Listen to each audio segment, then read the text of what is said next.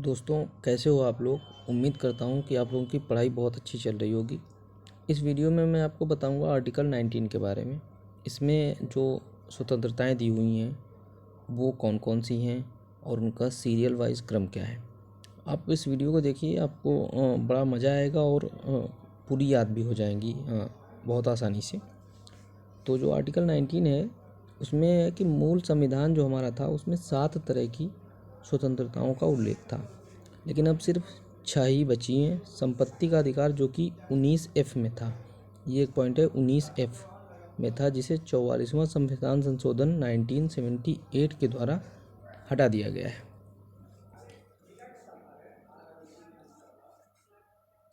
अब ये जो स्वतंत्रताओं का जो क्रम है 19A, 19B, 19C, 19D, तो इसमें क्या है, जो 19A है इसमें है बोलने की स्वतंत्रता।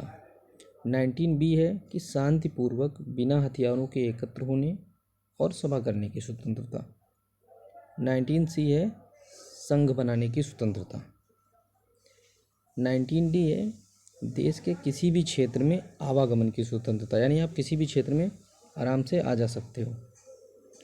19E है कि देश के किसी भी क्षेत्र में निवास करने और बसने की स्वतंत्रता। 19F जो है वो है संपत्ति का अधिकार था, जो कि 44वां संविधान संशोधन 1978 के द्वारा इसको हटा दिया गया था। और 19G है कोई भी व्यापार एवं जीविका चलाने की स्वतंत्रता। तो दोस्तों, इसको कभी कभी किसी एग्ज़ाम में पूछ देता है कि जैसे कि 19D में क्या है, तो आप कंफ्यूज हो सकते हो कि यार 19D में क्या है, कैसे करोगे एग्ज़ाम में, और वहाँ टाइम भी वैसे भी कम रहता है। तो उसके लिए ये सारी सीरीज वाइज याद रहें आपको, तो उसके लिए मैंने एक छोटी सी ट्रिक बनाई है अपनी।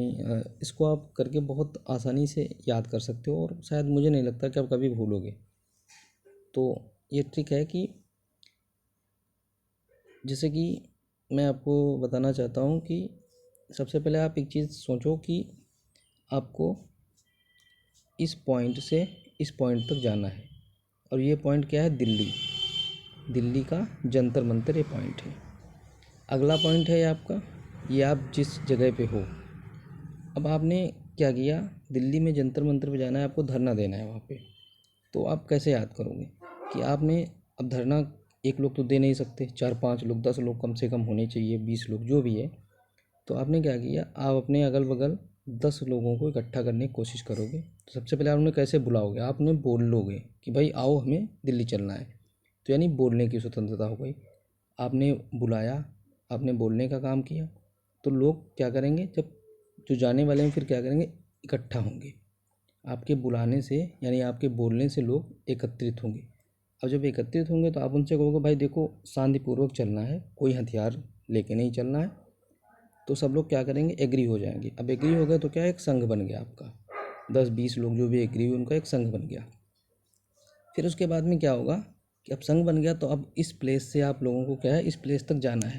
तो इससे क्या होगा, आवागमन होगा। आप यहाँ से वहाँ तक जाओगे तो आवागमन होगा, तो यानी आवागमन की स्वतंत्रता। फिर आवागमन होने के बाद क्या होगा कि अब आप यहाँ गए, 2-4 दिन रुके, तो फिर आपने सोचा चलो अब यहीं रहने लगते हैं, यहीं निवास बना लेते हैं, यहीं बस जाते हैं और अपना धरना देते रहेंगे। तो क्या हुआ कि निवास और बसने की स्वतंत्रता। उसके बाद में क्या होगा, अब यहाँ आप निवास करने लगे, बस गए 10 दिन, 1 महीना। तो उसके बाद क्या होगा कि आप सोचोगे चलो ऐसा करते हैं कि अब जीना भी तो है, खाना भी तो है, तो ऐसा करते हैं व्यापार एवं जीविका चलाने के लिए यहीं पे व्यापार भी कर लेते हैं। तो ये व्यापार करने की भी स्वतंत्रता हो गई। तो ये ट्रिक आप इस तरीके से याद कर सकते हो। जैसे कि सबसे पहले आपने क्या किया, बोलने का काम किया। बोलने से क्या हुआ कि लोग एकत्रित हो गए। एकत्रित होने से क्या हुआ, आपका एक संघ बन गया। अब संघ बना तो क्या हुआ, आप लोगों ने कहा चलो अब चलते हैं, आवागमन करते हैं, कहाँ, यहाँ से दिल्ली तक। फिर उसके बाद में क्या हुआ, अब वहाँ गए तो इसका मतलब आपको वहाँ निवास करना पड़ेगा। फिर आपने वहाँ निवास और बसने का काम कर लिया। फिर उसके बाद में क्या करोगे, आप व्यापार एवं जीविका भी चलानी है आपको। तो आप इस तरीके से इसको बहुत आसानी से याद कर सकते हो। जब कभी किसी एग्ज़ाम में आए, आप अपने सीरियल वाइज याद कर लो। ए में क्या था, सबसे पहले हमने बोलने का काम किया। बी में मैंने क्या किया कि हथियारों के बिना जो है एकत्रित होने का काम किया। जब लोग एकत्रित हो गए तो हमारा संघ बन गया। संघ बनने से क्या हुआ, हमने आवागमन किया तो हम दिल्ली पहुंच गए। उसके बाद वहाँ निवास करने की ज़रूरत मुझे पड़ी, और उसके बाद क्या हुआ कि हमें व्यापार भी वहाँ करना पड़ा अपनी जीविका चलाने के लिए। तो ये एक छोटी सी ट्रिक थी।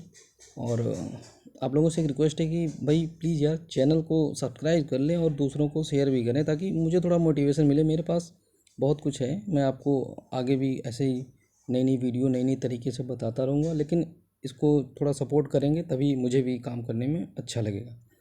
बाकी मेरा भी एग्ज़ाम है CGL है, और भी मैं उसमें भी पढ़ाई कर रहा हूँ, बट साथ में आपको ये भी दे रहा हूँ। तो उम्मीद करता हूँ कि आप थोड़ा सपोर्ट ज़रूर करेंगे। Thank you.